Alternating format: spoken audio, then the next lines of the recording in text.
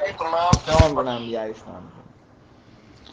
तो सतीश जी, आपने तो जो है ना वहाँ विषय रखा था, है ना, जो है ना कि हमारी है ना जो है ना हमारे मतभेद, हमारी मान्यताएं जो है ना वो एक रूप हो। हाँ और हाँ, आज, मैंने दिए रखा था। हाँ, देखो और आज मन, इसमें ना क्या है, छोटे छोटे विषयों से लेकर के बड़े बड़े विषयों तक बहुत मतभेद हैं।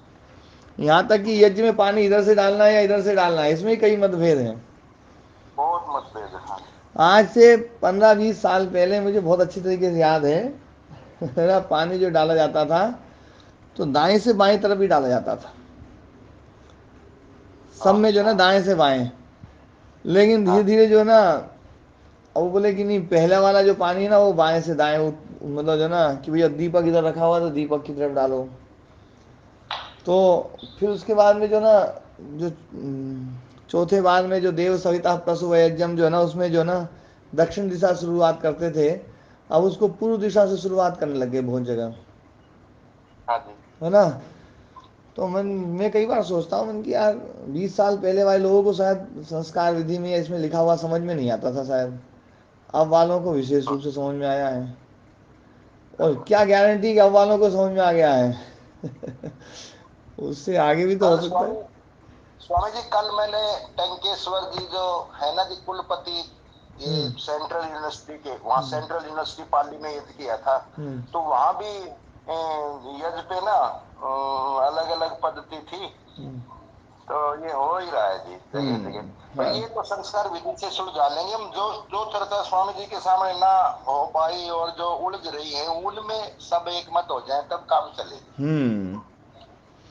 मेरा तो बिल्कुल ये सही। था, मतलब फिर मेरी बात बाद में भी हुई थी उनसे, हरियाणा आर्य प्रदेश सभा के प्रधान से। मैंने कहा जी मैंने मतभेद की बात नहीं करी, मतभेद की। बोला ठीक है मैं साथ हूँ, जितना कहोगे पैसा मैं लगाऊंगा। मैंने कहा जी पैसे की नहीं, हम तो कोशिश करें।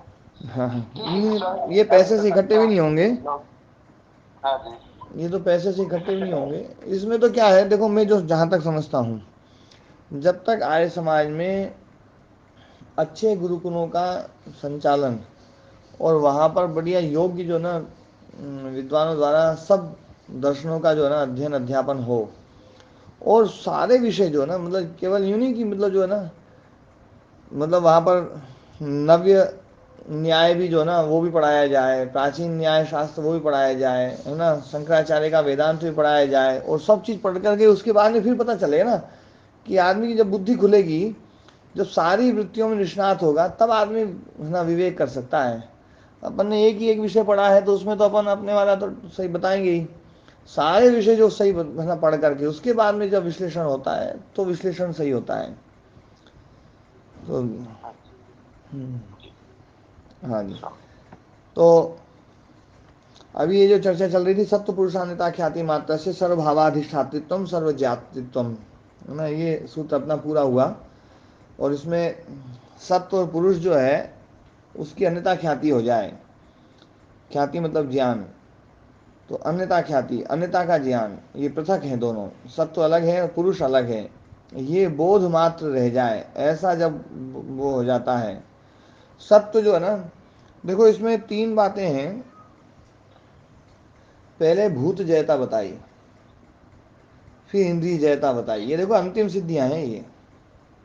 और उसके बाद में फिर सत्व का बोध जो है ना कि सत्व बिल्कुल पृथक है पुरुष से, पुरुष से सत्व बिल्कुल पृथक है, और पुरुष बिल्कुल पृथक है। और इसमें जब है ना जो है ये बात होती है तो सर्वभावाधिष्ठातृत्व, ये सर्वभावाधिष्ठातृत्व हो जाता है और सर्वजातृत्व होता है। और इसमें जो है बाद में एक वो कहा जाता है कि भैया कि जो है सत्व पुरुष की जो शुद्धि हो जाए, देखो 55वां सूत्र देखो एक बार, सत्व पुरुष है और शुद्धि साम्य कैवल्यम।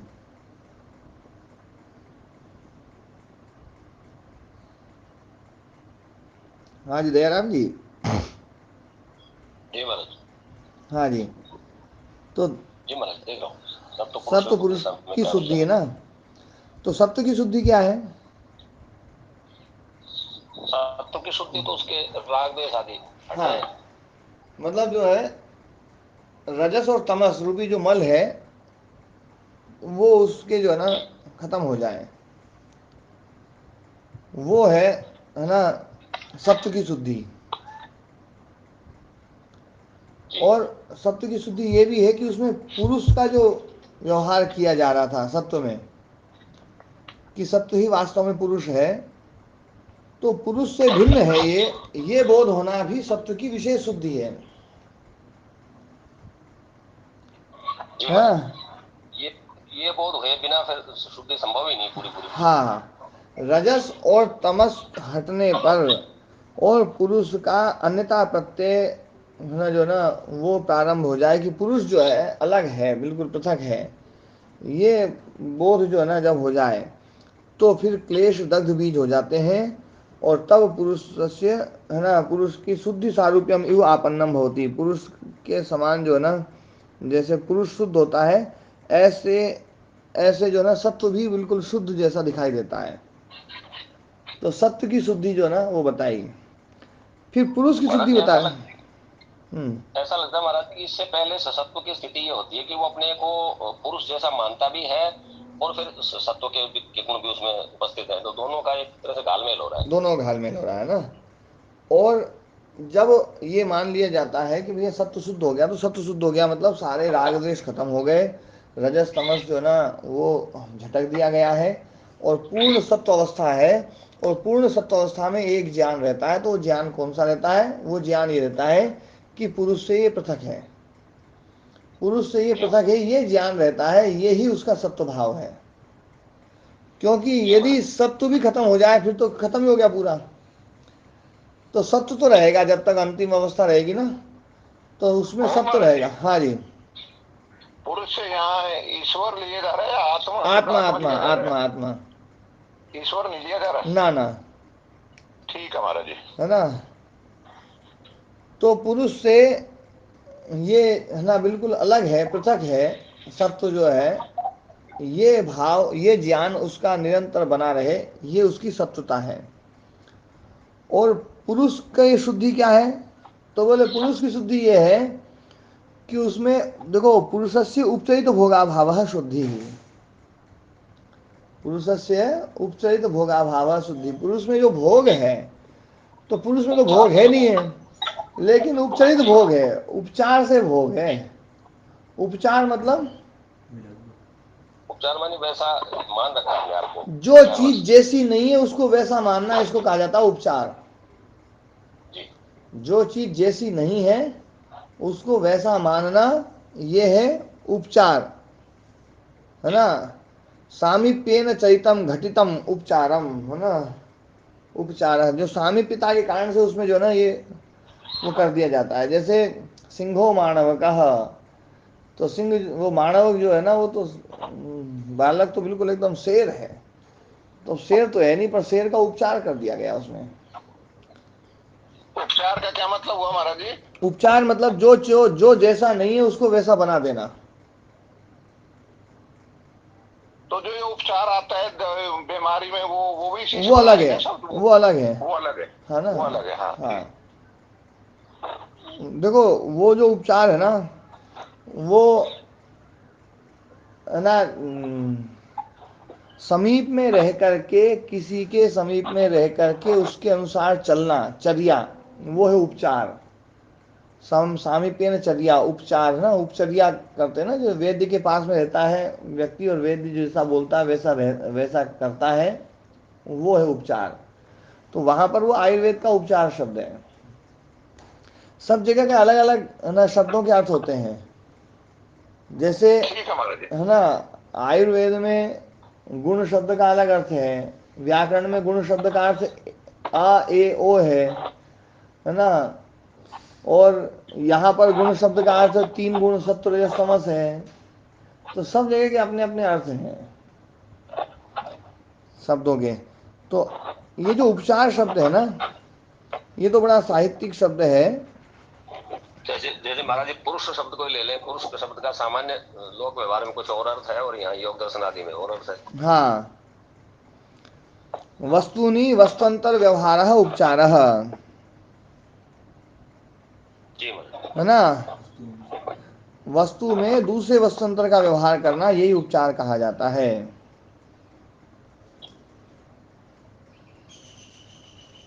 ठीक है ना। तो ये जो है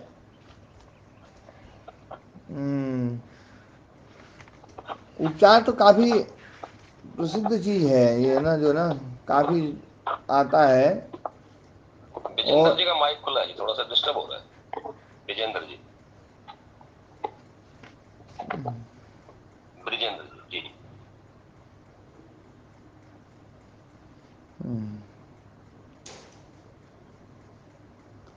जी हो गया हमारा। जी जी। तो जो है पुरुषस्य उपचरित भोगाभाव, पुरुष में जो भोग जो उपचरित कर दिया गया, वहां पर भोग था नहीं और डाल दिया गया, तो वही पुरुष की अशुद्धि है। और उसका अभाव हो जाए, यही पुरुष की शुद्धि है। कितनी स्पष्ट भाषा में यहां पर कहा गया है। डाल दिया गया है, क्या मतलब जी बोल। भोग संभव ही नहीं है पुरुष में। नहीं, ये डाल दिया गया है। जो उसमें है नहीं वो उसमें डाल दिया जाए, वही तो उपचार है, वही उपचार है। नहीं, वो तो ठीक समझ जो गया। अतिदेश है ना, व्याकरण में जिनको अतिदेश सूत्र बोलते हैं, कि जो पित्त नहीं था उसको पित्त कर दिया, अब पित्त गुण उसमें था नहीं, डाल दिया, यही अतिदेश है। ये अतिदेश ही उपचार है। तो जो भोग उसमें संभव नहीं है पुरुष में, पुरुष में भोग संभव ही नहीं है, लेकिन उसमें भोग डाल दिया गया कि भैया तो भोग तो सब पुरुष का ही है, यही उसका उपचार, उसमें उपचार कर दिया गया। तो उस वो जो उपचार है वही अशुद्धि है। पुरुष की अशुद्धि, पुरुष में भोग बुद्धि कर देना, पुरुष को भोग रूप में देखना कि पुरुष में ही भोग है, जबकि भोग पुरुष में नहीं है, संभव ही नहीं पुरुष में भोग।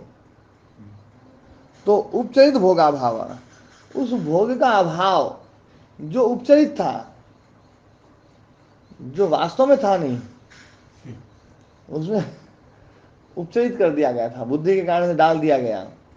वो है भी किसने डाला गुरुदेव उसमें? है उसमें किसने डाला वो? अपन नहीं डाला होगा माता जी, है डाला होगा, डाला पूछ रहे हैं बहन जी, महाराज जी ने पूछ रहे हैं अपन कौन है, ये पूछना चाह रहे हैं आप, इनके जवाब इस तरह से दो, अपन कौन है ये पूछना चाह रहे हैं। मैं चित्त डाला होगा। हाँ, चित्त नहीं डाला, सब जो भी अपने आप को मानने वाला है वही डालने वाला है, जो सोचने वाला है, जो करने वाला है ना, जो प्रत्यानुपश्य है। हाँ, तो वो सब जो ना वो डालने वाला है। तो पुरुष की शुद्धि तो उपचरित भोगाभाव है। भोगाभाव कह देते हैं, सीधा कहते हैं भोग का अभाव हो जाए, कि भोग है और भोग खत्म हो गया पुरुष का, तो ये शुद्धि है। लेकिन ऐसा नहीं कहा है, कहीं पर भी ऐसा नहीं कहा, एक बार भी। उपचरित भोगाभाव है ना, जो ना जो उपचार से डाला गया है, उपचार से मतलब पुरुष साहचर्य से समीप में होने के कारण से उसमें भोग डाल दिया गया, चित्त के समीपता के कारण से चित्त का जो भी कुछ है वो पुरुष में डाल दिया गया, ये है उपचारित भोग। चित्त के गुण थे वो आत्मा में हमने डाल दिए चित्त की समीपता के कारण से, समझ ली। हाँ, चित्त की समीपता के कारण से, चित्त की निकटता के कारण से, चित्त के जो धर्म है वो पुरुष में डाल देना, यही उपचार है। समझ लेना ये बात, डाल देना, डाल देना समझ लेना एक ही बात है। हम ही मान ले भैया कि पुरुष जो ना वो है ना अनुभव करता है, पुरुष में जो ना इच्छा है, पुरुष में द्वेष है, पुरुष में राग है, पुरुष में क्रिया है ना, पुरुष में सब परिणाम है, ये सब क्या चीज है, ये सब चित्त के धर्म है। लेकिन चित्त के कारण से हमने पुरुष में डाल दी, पुरुष में समझ लिया। हाँ, जैसे अंधेरे में सांप के जो है सारे धर्म मान लेते हैं। हाँ, या जैसे यूं कर लें कि कोई आदमी जो ना बहुत ही खराब आदमी है और एक आदमी बहुत अच्छा है, लेकिन हम खराब आदमी को जानते हैं और अच्छे आदमी को जानते नहीं हैं, और वो दोनों जा रहे हैं, तो अपन क्या सोचेंगे, यार ये आदमी भी खराब होगा जी, ये बदमाश है। अब वो जो बगल वाला है वो तो बदमाश है ही नहीं बेचारा, बहुत सीधा है, लेकिन उस बदमाश के सामीप्यता के कारण से उसमें हम बदमाशी के गुण डाल देते हैं। जी, महाराज जी बदमाश के साथ नहीं रहना चाहिए, फिर माने हैं माने बदमाश के साथ नहीं रहना चाहिए। हाँ, यदि बदमाशी का गुण नहीं डलना है, डालना नहीं चाहते हो अपने में, तो मत नहीं रहना चाहिए। और बदमाश में अपने गुण डालना चाहते हो तो फिर तो बदमाश के पास जाना पड़ेगा। ना नहीं रहना चाहिए महाराज जी बदमाश के साथ। तो ये भोग जो पुरुष में है वो उपचार से है, औपचारिक भोग है ना। ये बड़ी गूढ़ बातें हैं देखो ये, और बिल्कुल सरल है, सहज है, ऐसा नहीं कि ये समझ में नहीं आए। पर जब तक है ना ये आग्रह मिटा दें हम तभी समझ में आएगी, नहीं तो यदि आग्रह रखेंगे नहीं, पुरुष में तो भोग है ही, भोग तो पुरुष ही है, भोक्ता तो पुरुष ही है, जबकि भोक्ता पुरुष कहीं पर भी नहीं बताया। भोक्ता जो बताया वो तो है ना केवल और केवल चित्त को बताया है ना। कर्ता जो है ना वो चित्त को बताया है, पुरुष तो अकर्ता है, अक्रिय है ना। जब वहाँ पे महाराज जी है ही नहीं वो चीज, तो यहाँ उपचरित भोग अभाव, उसका मतलब उसका अभाव हो जाएगा, किसका अभाव हो जाएगा, वो तो है ही नहीं वहाँ। हाँ, अभाव मतलब उपचरित भोग का, तो वो तो है ही नहीं वहाँ। मतलब दुष्ट के पास साथ में जो व्यक्ति है वो सज्जन है, लेकिन हमने उसको दुष्ट बना दिया, तो दुष्ट बना दिया तो ये जो है ना उपचरित गुण है उसमें, और फिर किसी ने आपको समझाया तो आपने उस उपचरित गुण को हटा दिया। उसमें से हटा के हम कुछ हमारे अंदर कुछ हुआ। हाँ, तो हमने हटाया, वो तो हमने ही डाल रखा था, हमने हटा दिया, वो तो वैसा वैसे ही, वो तो एक जैसा ही है, वो तो एक जैसा ही है। उपचरित गुण के कारण से कैसे गुण डाले जाते हैं मैं देखो बताता हूं। एक पुतला है और पुतले को देख करके बच्चा डर गया, तो अपन कहते हैं यार पुतला डरा रहा है? पुतला तो खतरनाक है, ये डराने वाला है, ये डराने वाला। लेकिन तभी कुछ बच्चे आए और उस पुतले को देख के हंसने लगे, मजे करने लगे, अरे यार ये पुतला हंसा रहा है। अब वो डरा रहा है या हंसा रहा है? कुछ नहीं कर रहा। वो तो कुछ नहीं कर रहा, लेकिन देखो पहले आपने उसमें एक गुण डाल दिया कि वो डरा रहा है, फिर आपने उस गुण को हटा करके दूसरा डाल दिया कि वो तो हंसा रहा है। वो फिर उस पुतले को देख के कोई भाग गया, बोले ये पुतला भगा रहा है। फिर उस पुतले को देख के कुछ चिड़िया उड़ गई, बोले ये पुतला तो उड़ा रहा है ना। फिर उसको देख करके कोई आदमी गुस्सा हुआ है ना कि मुझे चिढ़ा रहा है, बोले पुतला चिढ़ा रहा है। वो पुतला कुछ नहीं कर रहा है, और सारे धर्म पुतले में डाले जा रहे हैं। ऐसे ही आत्मा जो है ना बिल्कुल एकदम निष्क्रिय है, क्रिया ही नहीं उसमें, क्रिया संभव ही नहीं, क्रिया तो जड़ का धर्म है, क्रिया जड़ का धर्म है, पुरुष तो मतलब। लेकिन हमने चेतन है गुरुदेव, क्रिया नहीं, ये थोड़े समझ में नहीं आता बात। हाँ, ये तब तक समझ में नहीं आएगा माता जी, तब तक अपन ये समझेंगे ना कि चेतन में ही क्रिया होती है। ये जब तक अपन ने मान रखा ना तब तक ये बात समझ में नहीं आएगी। हमने ये मान रखा है कि जो जितना ज्यादा क्रियाशील है वो उतना ही श्रेष्ठ है। ये धारणा है या नहीं है स्वामी जी? जो जितना ज्यादा क्रियाशील है उतना ही ज्यादा श्रेष्ठ है। इसलिए हम जिसको जितना ज्यादा श्रेष्ठ बनाना चाहते हैं उसमें उतनी क्रिया डालते हैं, और सबसे ज्यादा श्रेष्ठ परमात्मा को बनाना चाहते हैं तो परमात्मा में सबसे ज्यादा क्रिया डालते हैं कि वो तो सारी क्रियाओं को, मतलब एक एक क्रिया उसके भीतर जो ना एक एक चीज को जानता है, एक एक को वो खुद ही करता है, वो खुद ही करता है, मतलब खुद ही जो है ना वही उगाता है सबको, वही पटकता है, वही उठाता है, वही सब कुछ करता है। एक एक बूंद पानी की बरसाना है, कहाँ किस खेत में कितनी, एक बूंद कम तो नहीं रहेगी, चलो एक बूंद और पटको। महाराज जी, हाँ जी महाराज जी, आप मौन भी नहीं रहने दो, क्रिया भी नहीं करने दो, कहीं पार पड़े हमारी। है? आप मौन भी नहीं रहने दो, क्रिया भी नहीं करने दो, तुम्हारी पार मुश्किल ही पड़ेगी महाराज। ना ना, मैं तो मौन का बड़ा समर्थक हूँ, दमन का समर्थक नहीं हूँ।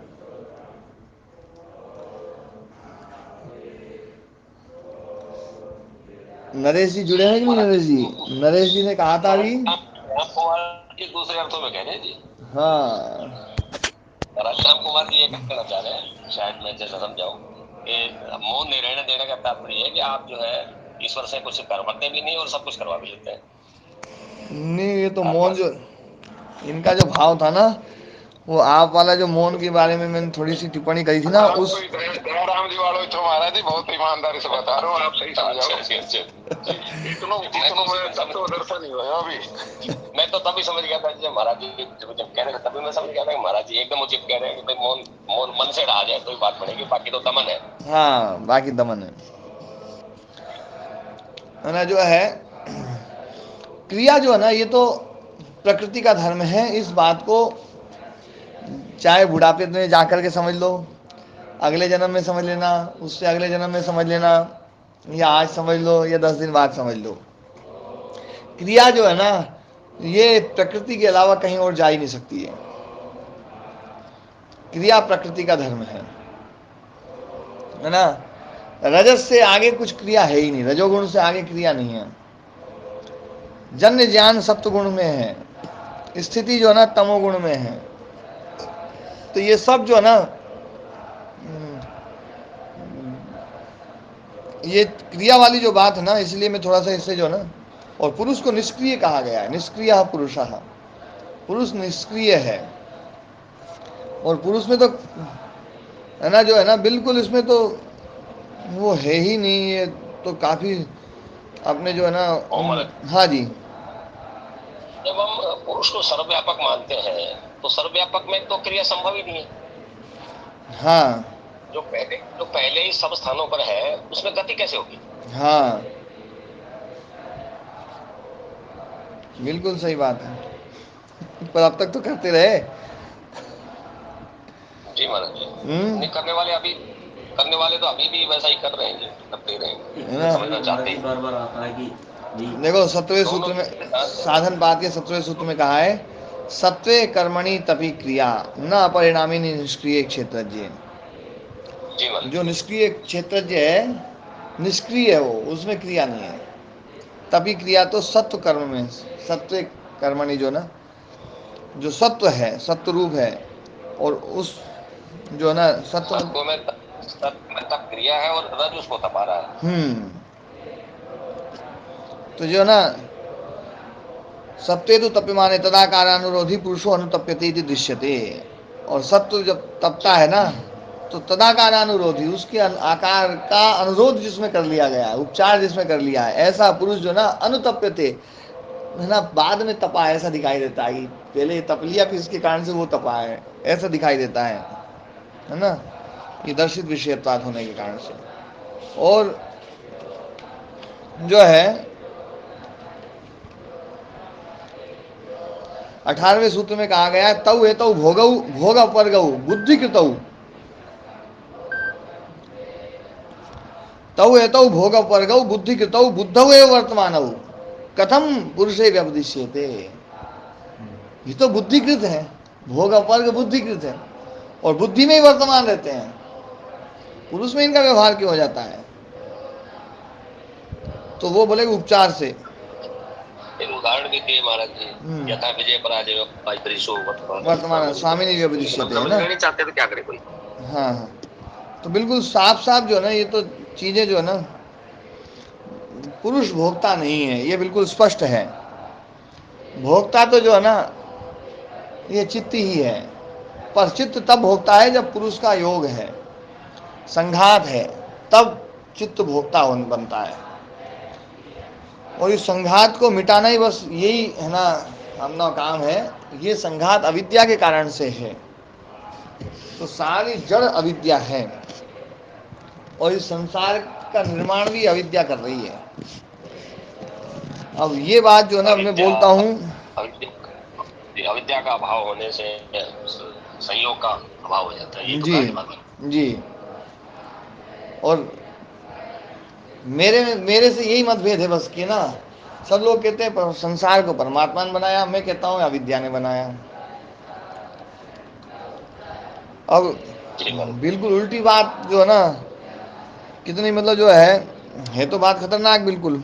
लेकिन हमें जो ना ये ऐसी बात श्रुतियां मिलती हैं तो अब उनकी व्याख्या वो लोग वैसा ही करेंगे, क्योंकि श्रुतियां बिल्कुल स्पष्ट ऐसे शब्दों का, जैसे वो कहते हैं या तो वैमानिक भूतानि जायन्ते ये न जातानि जीवन्ति यत् पर्यन्ति अभिसंधिसन्ति तत्ब्रह्म तद्विजिज्ञासस्व।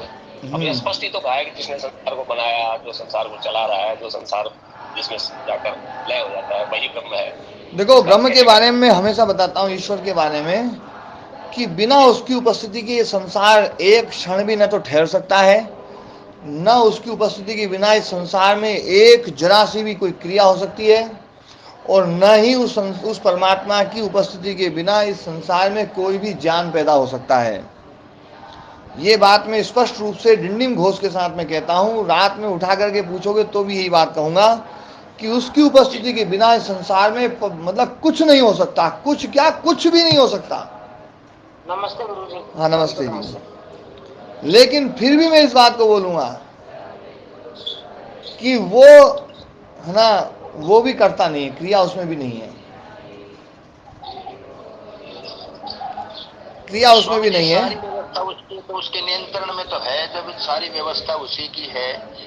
और ये मतलब देखो सारा कुछ है ना उसके होने से ही है, इसलिए सब कुछ उसके नियंत्रण में है। अपन ये बात तब इसलिए कहते हैं कि उसके होने से ही सब कुछ है, बस वो है, ये बहुत बड़ी बात है जो है ना। ये ईश्वर तत्व तो वास्तव में जो है ना बहुत अद्भुत है, बहुत ही दिव्य है, विशेष है वो। और है ना, संसार अनादि है इसलिए वो भी अनादि है। ओम गुरुदेव, छोटा प्रश्न मेरा भी है। जब ये स्तुति प्रार्थना के मंत्र क्यों लिखे गए हैं फिर वेद में? स्तुति प्रार्थना के मंत्र इसलिए लिखे गए हैं माता जी कि उन स्तुतियों से, उन प्रार्थनाओं से हम अपने आप को पात्र बनाएं। अपने आप को पात्र बनाने के लिए ही है ये, है ना। साफ साफ लिखा होता है ना कि मैं, हे प्रभु मुझे शक्ति दो, मुझे ये दो वो दो। तो ये तो एक थोड़ा सा ऐसा इसमें तो हो ही जाता है ना, फिर आस्था तो हो ही जाती है ना उधर। हाँ आस्था तो होनी चाहिए उसके प्रति, उसके होने मात्र से सब कुछ हो रहा है, वही उसके बिना कुछ नहीं होता। तो उसमें तो आस्था तो बहुत ही जरूरी है। यदि उसमें आस्था नहीं होगी फिर तो नास्तिक बन जाएंगे। पर नास्तिक, ये दर्शन नास्तिक दर्शन नहीं है, ये बहुत प्रबल आस्तिक दर्शन है। ये बहुत ही है ना जबरदस्त आस्तिक दर्शन है। ईश्वर की सत्ता को ये बिल्कुल अस्वीकार नहीं करते हैं। लेकिन ये बात जरूर है कि ईश्वर प्रणिधान आपका एक साधन है योग के अंग में, और आपको ईश्वर के साथ साथ बहुत सारी चीज़ें और करनी पड़ेगी। यम नियमों का पालन करना पड़ेगा, है ना। आसन प्राणायाम प्रत्याहार धारणा ध्यान समाधि करनी पड़ेगी, ज्ञान का अर्जन करना पड़ेगा। और ज्ञान के अर्जन के बाद में सब क्लेश तब दग्ध बीज होंगे। वो ज्ञान जो है ना इन सबको मारेगा काटेगा, तब जाकर के कैवल्य होगा। और कैवल्य का मतलब आप केवल रह जाएंगे, अकेले रह जाएंगे। कैवल्य मतलब केवल रह जाना, अकेले रह जाना। तो जीव भाव में ईश्वर की स्तुति करते हैं, तो इसलिए ही ये मंत्र डाले गए। हाँ ईश्वर की स्तुति तो देखो करना ही चाहिए जी। तो है ना जो है सत्व पुरुषान्ता ख्याति मात्र से सर्वभावाधिष्ठात्व सर्वज्ञातित्व। अब यहाँ पर ये जो है ना सिद्धि, ये सबसे बड़ी सिद्धि है। देखो मैंने कल भी बताया था परसों कि सत्व पुरुष का जो अन्यता ख्याति है, पृथकता का बोध जो है, इतना मात्र रह जाना। जब सत्व में ये स्थिति बन जाए कि और कोई है ना जो है ना वृत्ति ना उठे, केवल एक भाव बना रहे कि सत्व अलग है पुरुष अलग है, ये जो ज्ञान है ना, ये ज्ञान जो है ना उसमें बना रहेगा जब तक वो रहेगा। जब सत्व का बोध हो जाता है, देखो इंद्रियों का बोध हो गया तब तो इंद्रिय जयित्व आता है।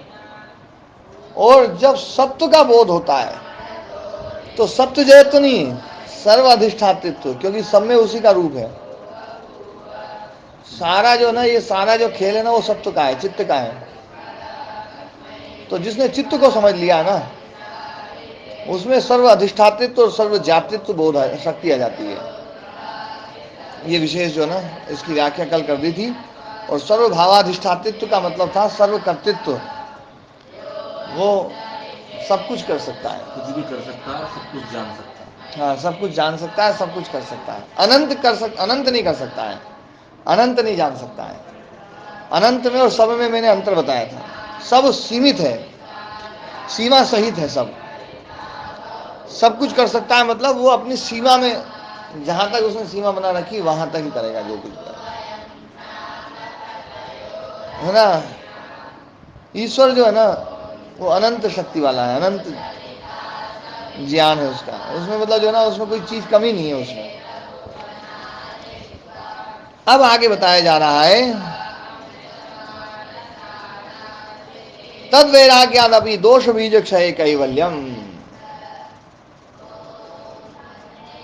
तो तद वैराग्यादपि, इन सिद्धियों से वैराग्य हो जाए, जो सर्व ज्ञातित्व, सर्व कर्तृत्व और सब सिद्धियां जो है ना, भूत जयित्व और मनोजवित्व और विकरण भाव, विदेह भाव और प्रधान जयस्य, ये सब जो है ना, ये सारी जो सिद्धियां हैं है ना, इन सारी सिद्धियों से वैराग्य हो जाए।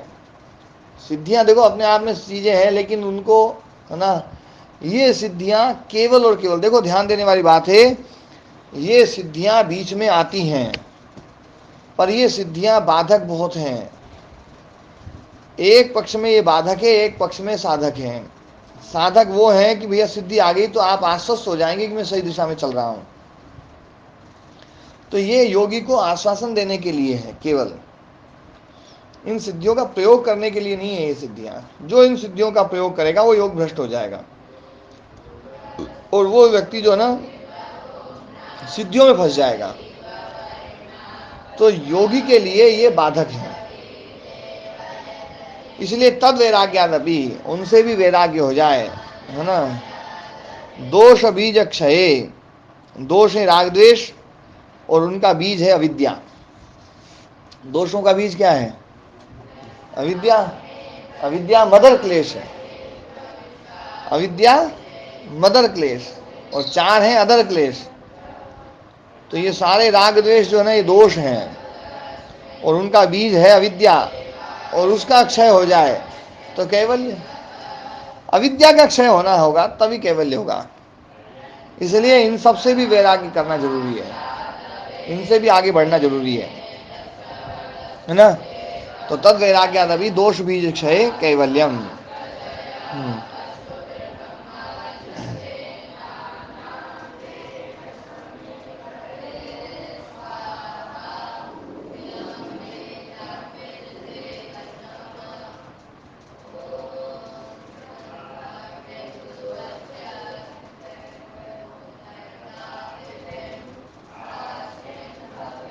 आवाज नहीं आ रही। हाँ जी।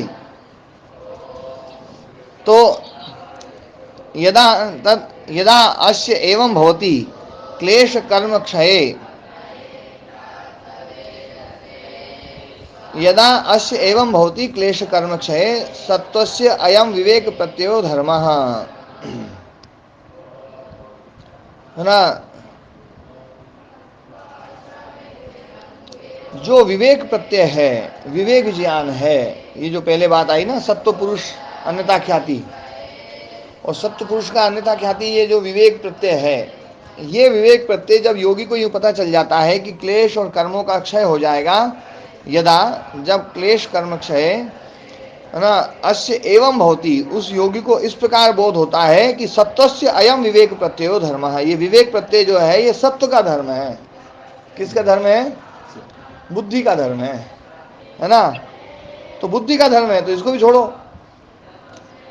सत्वम च हे प्रक्षे न्यस्तम, और जो सत्व है ना, वो हे पक्ष में डाला गया है, छोड़ना ही है वो, कि सारा संसार हे है, तो संसार में बुद्धि भी है, और बुद्धि का धर्म है विवेक प्रत्यय। तो ये सारे जो ना ये हेय हैं। तो सत्वम च हे पक्षे न्यस्तम, और पुरुषस्य अपरिणामी, और पुरुष तो अपरिणामी है, शुद्ध है, उससे अलग है। अन्य सत्वादिति, सत्व से बिल्कुल पृथक है ये सत्व से बिल्कुल पृथक है ना, पुरुष जो है। एवं अस्य ततो विरज्यमानस्य, है ना, उस सत्व से पृथक जो है ना,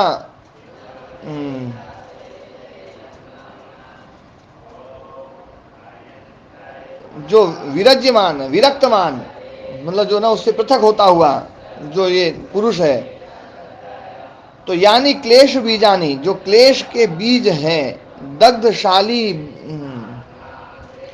दग्धशाली बीज कल्पानी, जो है ना, शाली का जो बीज होता है ना, शाली चावल होता है, चावल का जो बीज होता है उसको भून दो तो नहीं उगेगा ना।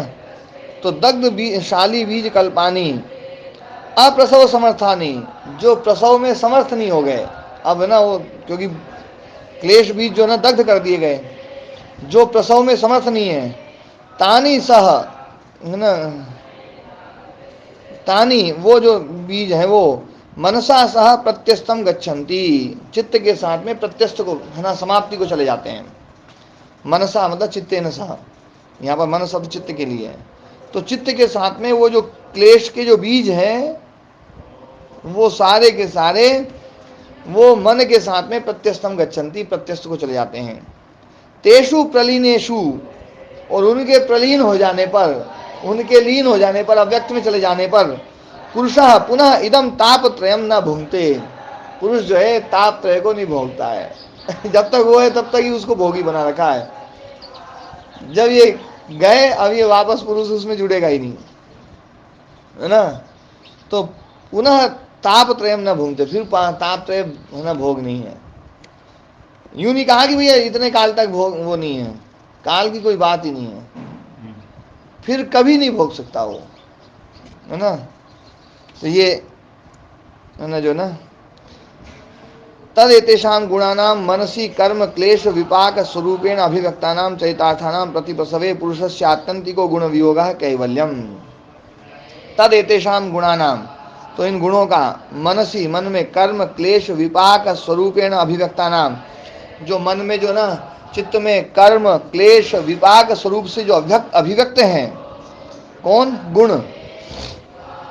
क्लेश कर्म विपाक स्वरूप से जो अभिव्यक्त हैं, चरितार्थानां, और उन्होंने अपना प्रयोजन पूरा कर दिया है, क्योंकि प्रयोजन, ये प्रयोजन वाले हैं, और प्रयोजन वाले हैं तो प्रयोजन इनका है भोग और अपवर्ग, तो अपवर्ग तक पहुंच गया है तो प्रयोजन पूरा हो गया। चरितार्थानां प्रतिप्रसव है, उन गुणों का प्रतिप्रसव हो जाता है, गुणों का प्रतिप्रसव है, लीन हो गए गुण। तो पुरुषस्य आत्यंतिको गुण वियोग, तो पुरुष के साथ में उन गुणों का आत्यंतिक वियोग हो जाता है। आत्यंतिक मतलब अंत रहित, अंत रहित, कभी अंत नहीं आएगा उस वियोग का। ऐसा वियोग है जो आत्यंतिक वियोग है, वियोग का अंत नहीं आएगा, अब वियोग हमेशा बना रहेगा, वो वियोग ही रहेगा। आत्यंतिका गुण वियोग वही कैवल्य है। तदा स्वरूप प्रतिष्ठा, तब वो स्वरूप प्रतिष्ठा है। चिति शक्ति है वो पुरुषायति, है ना, चिति शक्ति ही पुरुष जो है ना, केवल चिति शक्ति मात्र रह जाएगा, पुरुष मात्र रह जाएगा, वो ही स्वरूप प्रतिष्ठा है, वो ही कैवल्य है, वो केवल रह जाएगा, अकेला रह जाएगा। ये सारे गुण गुण सब जो है ना, ये सब लीन हो जाएंगे, सब लीन हो गए, यही कैवल्य है। तो ये कैवल्य का स्वरूप भी समझा है, क्योंकि अब आगे कैवल्य पाद आने वाला है।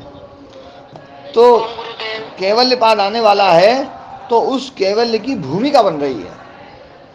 कैवल्य को समझाया जा रहा है कि कैवल्य जो है ना, कैवल्य की तरफ बढ़ना है, और कैवल्य जो है ना, तो सिद्धि से अब कैवल्य की तरफ बढ़ रहे हैं, है ना।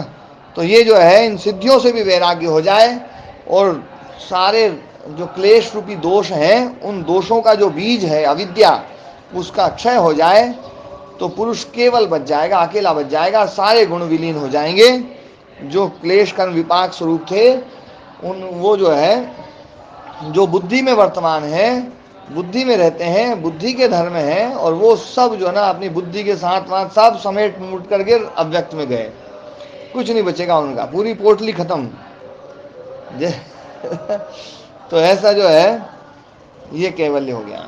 हाँ जी माता जी, क्या बोल रही थी आप? हाँ गुरुदेव, मैं ये पूछना चाह रही हूँ, जैसे गुरुदेव बुद्धि में परिणाम नजर आता है हमको, जो अहंकार है बुद्धि में तो परिणाम नजर आता है, चित्त में तो, परंतु जो अहंकार है, मैं हूँ, ये तो, और इसमें तो बदलाव नजर नहीं आता गुरुदेव। अरे खूब आता है माता जी। नहीं गुरुदेव, आपको कभी पहले लगता था कि लगता था मैं छोटी हूँ? नहीं गुरुदेव। अरे आप जब छोटी थी तब आप ये सोचती थी, नहीं सोचती मैं छोटी हूँ? आप उत्तर तो दो मेरे प्रश्नों का। गुरुदेव वो तो शरीर छोटा था, मन। अरे आप ये सोचते थे ना, आप शरीर छोटा था ये नहीं, आप ये सोचती थी मैं छोटी हूँ, फिर मैं जवान हो गई, अब मेरा बुढ़ापा शुरू हो गया, मैं सुखी हूँ, मैं दुखी हूँ, ये सब मैं की तो रूप है, और क्या है?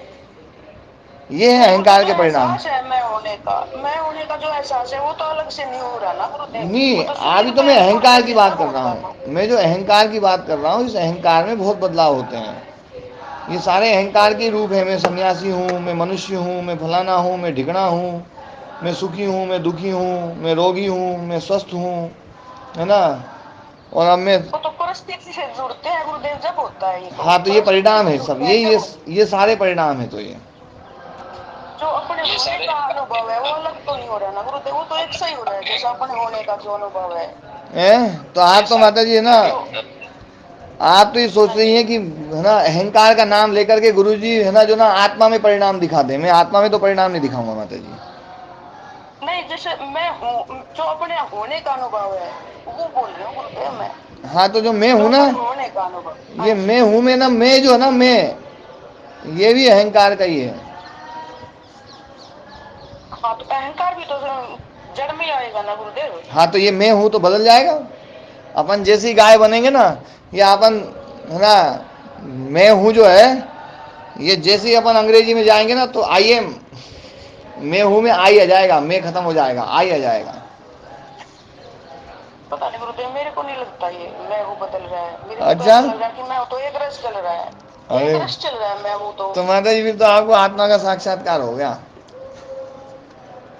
नहीं गुरुदेव ऐसा ए? नहीं है, परंतु अब मेरा जो अनुभव है मेरे को ऐसा लगता है कि एक रस चल रहा है, ये तो बिल्कुल इसमें कोई चेंज नहीं है। और जो ये जब परिस्थितियां जुड़ते हैं तो मैं अलग अलग लगता है। जब माता जी का भाव ये है कि मुझे ये बताओ कि मेरा अहंकार जो मैं कभी अपना गर्व करती हूँ अपने आप पे, तो वो दबता नहीं है, तो वो कैसे दबेगा ये बताओ, ये उदाहरण दीजिए कि जब आप कमजोर हैं। माता आप जी ये नहीं सोचते पूछना हैं चाह कि रही हैं कमजोर, देवदत्त जी। नहीं नहीं ये नहीं है गुरुदेव, मेरा तो मतलब ये है कि जब अपने होने का मैं क्या हूँ, जब हम ये सोचते हैं तो वो एहसास जो है वो तो ऐसा ही बचपन में था, ऐसा ही अब है, ऐसा ही कुछ जो है। परंतु जब हम किसी से माता जुड़ते जी जो हैं, है ना क्या है, ये उपाधि से बात मैंने जुड़ते हैं पहले तब समझा लगता रखी है, ये बात मैंने पहले जी समझा रखी है, और इसीलिए आपका जी प्रश्न उठा है कि मैं जो हूँ ये बचपन में भी वैसा वैसा ही, ये सब भी वैसा ही, और ना चाहे हम गाय बन जाए वो बन जाए, है ना जो है ना, तो जो मैंने उस समय है का स्वरूप समझाया था, मैं हूँ से भी आगे पहुँचाया था मैंने, कि मैं भी खत्म हो जाएगा जहाँ पर केवल हूँ बचेगा, और हूँ भी खत्म हो जाएगा, हूँ में से ऊ खत्म हो जाएगा, केवल है बचेगा। वो जो रूप है ना, वो रूप तब आता है माता जी जब है ना हम अपने विशेषणों को पूरा हटा दें। लेकिन अभी तो ये भाव अभी बने ही नहीं सकता जब तक विशेषण है। अभी हमारे अंदर बहुत विशेषण है।